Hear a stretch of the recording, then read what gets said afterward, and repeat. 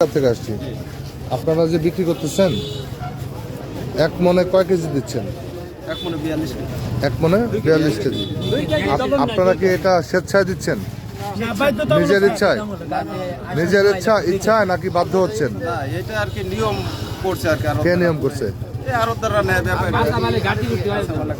আপনারা কি সেটা নিজেরা মেনে নিয়েছেন? আপনারা মেনে নিচ্ছেন এটা যে 42 কেজি দিবেন? না, আমাদের কাছে অনেক অভিযোগ ছিল যে 42 কেজিতে মন নিচ্ছে। এটা মেনে না, এখানে নেয় তাই আমাদের দিতে হয়। মনে করেন এই আপনি কি 42 কেজির দাম পাচ্ছেন না 40 কেজি? কি বলছেন বুঝে নাই? 10 মণ মাল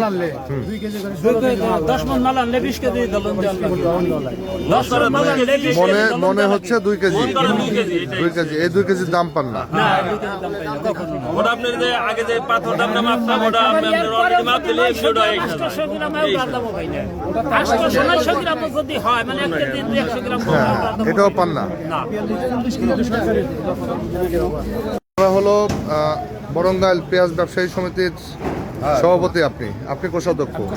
আচ্ছা, আমাদের কাছে বেশ কিছু অভিযোগ ছিল যে এখানে কৃষকদের কাছ থেকে 42 কেজিতে 1 মণ নেওয়া হয়। কৃষকরা প্রতারিত হচ্ছেন, তারা ক্ষতিগ্রস্ত হচ্ছেন। আর একটা বিষয় হলো যে আপনাদের এই ঘর থেকে যে ঢাকায় কারণ বাজারে বা চিটাগাং যেখানে পেঁয়াজটা পাঠাচ্ছেন, এই পেঁয়াজের কোনো দাম লেখা থাকে না মেমোতে। না, আমরা এই 2টা জায়গা আজকে আপনাদেরকে নির্দেশনা দিচ্ছি, পাকা মেমোতে দাম লেখা থাকতে হবে। এটা কি আজকে থেকে সম্ভব? জি জি।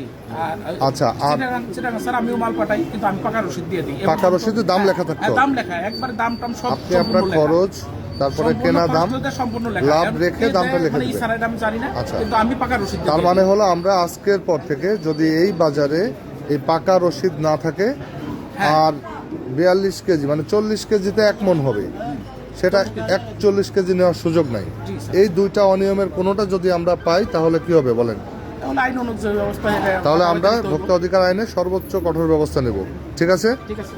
তার মানে আপনি এখন তাহলে ঘোষণা দিয়ে দেন সভাপতি সাহেব যে 4টার মধ্যে ডিক্লারেশন দিয়ে দিবেন যে এখানে 40 কেজিতেই মণ ক্রয় করা হয়, যাতে এই যে অনেক কৃষক কিন্তু অভিযোগ দিয়েছেন যে তারা 42 কেজি দিতে বাধ্য হয়। অনেক সময় নাকি 200-100 গ্রাম কম হলেও আরও 1 কেজির দাম কম নেওয়া হয়।